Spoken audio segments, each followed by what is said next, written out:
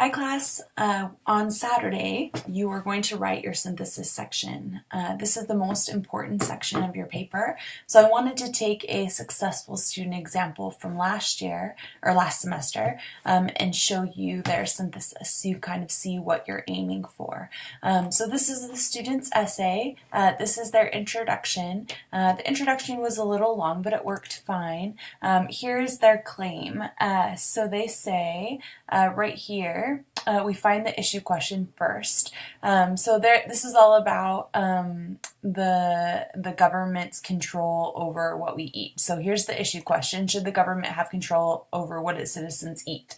The writer introduces the two articles that they've decided to synthesize, and he explains how each author approaches the issue question. Then, in the most strongest part of the essay, the writer talks about what the articles show us, but also reflects some of his own opinion, the writer's own opinion.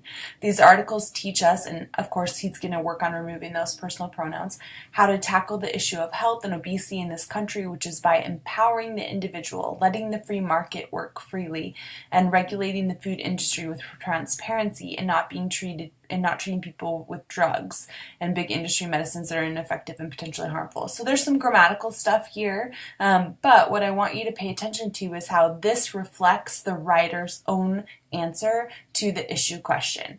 And that's something that worked really well. Then he has the two summaries, and then it begins the synthesis section. So the synthesis section has three goals. The goals of the synthesis section are to compare the way the authors answer your issue question, contrast the way they answer your issue question, and then also reflect your own answer to the question. And all of those have to be blended together. So this first paragraph this writer does is a good example of that. The first sentence is his own thoughts. To come up with a solution to the obesity epidemic in this country, there needs to be an agreement on the role of government and find a solution that works while allowing people to maintain their freedoms. So that's his idea, his answer. So then he supports that with the different ways the authors answer that. So he talks about Deborah Cohen and her discussion and quotes from her. He talks about Radley Balco, who has a different assessment. And then he sort of discusses and analyzes the different ideas that the writers have, and the way he can kind of synthesize that into a new idea. This is all his own voice, right? The two authors have completely different ideas of the role of government, and then he goes into some of his own discussion and answer to the issue question, and that's just him. So he's using the writer's ideas as a launching point for his own ideas, and then he goes back to a quote from Balco here at the end. So that's what you're looking for, is this sort of mix between how the authors address certain aspects of your issue question, and then throwing your own sort of analysis and discussion in the middle. Let's look at another paragraph. Here, so it is difficult to bring to the left and right-wing ideologies together to come up with a reasonable solution. In the case of obesity in America, one thing is clear: a socialized government can be avoided by having strong regulations that do not infringe on rights and establish a sense of ownership. That's the writers, the students' ideas.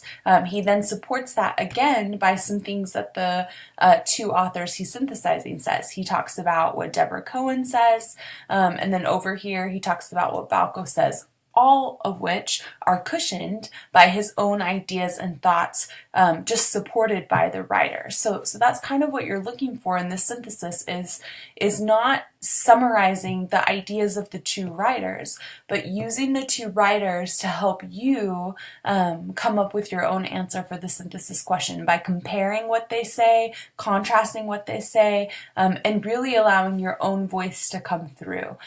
So I would recommend, don't overquote the authors. Once or twice in a paragraph is fine. You can see here the writer does this again. The system is producing a lot of unhealthy people. He uses a quote from Cohen again and from Balco, really drawing upon the two authors, and then again following it up with some discussion of what the authors think and his own ideas. again, another strong paragraph here where he says, here's what Balco wants us to do, here's what Cohen wants us to do, but the solution is this. So really relying upon those two authors to foster some new ideas. So hopefully that helps as you begin to write this section. It's a lot to do in one lesson, so work through it. Know that it's your first draft and that you'll post it for peer review and make some revisions, but that's ultimately your aim. Let me know if you have any questions.